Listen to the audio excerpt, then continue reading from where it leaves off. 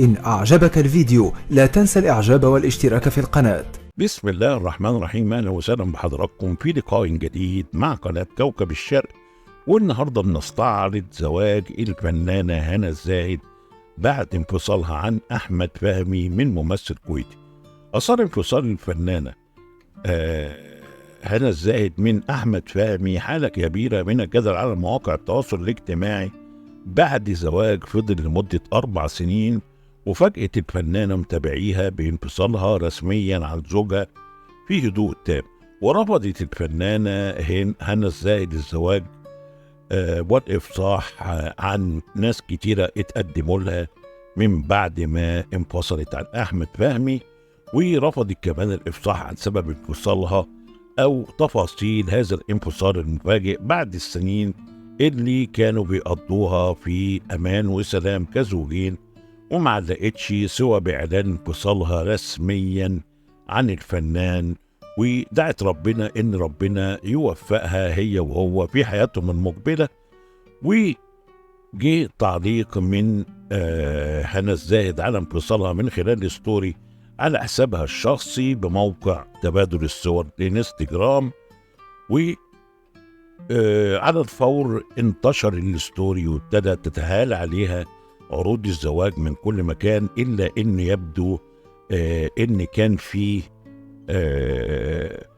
بداية قصة حب ما بين الفنانة هنا الزاهد والفنان الكويتي أحمد النجار، اللي علق الأول. كانت البداية بالتعليق على خبر هنا الزاهد، وكان موجود في الكويت في هذا الوقت، وأعلن في تعليق عن رغبته في الزواج منها، وده كان بداية لفت نظرها إليه، وبناء عليه ابتدت تكون بينهم علاقة حب وزارت على أثرها الفنانة هنا الزاهد الكويت، والفنان الكويتي ابتدى يزور القاهرة كذا مرة.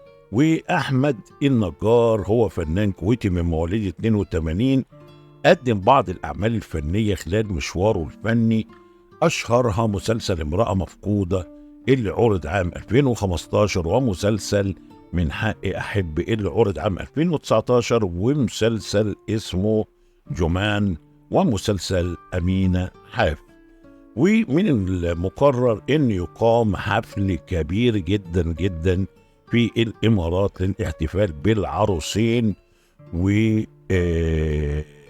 اللي لسه الخبر ما بينهم لم ينتشر في الوسط الفني بعد.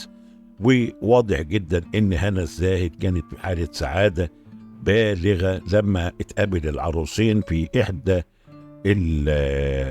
الاكتيفيتيز في مهرجان كان السينمائي، وهما الاتنين كانوا سعداء جدا في خلال حضورهم هذا المجال. قدم أحمد النجار 21 عمل فني زي ما قلت لحضرتكم، منها مسلسل حياتي المثالية وسقط سهوا ومن حق أحب، وآخرهم كان ياسين عبد الملك اللي ينتظر الفنان عرضه في الفترة المقبلة. والتزمت هناء بالصمت ولم تعلق أو لم تذكر أي شيء بخصوص قصتها هي مع أحمد النجار، واكتفت الفنانة فقط بإعلان الارتباط. شكرا، ودي كانت نبذة، وإن شاء الله نوالي حضراتكم بالتفاصيل أول ما نوصل لها بإذن الله، وتفاصيل فرح الفنانة على النجم الكويتي.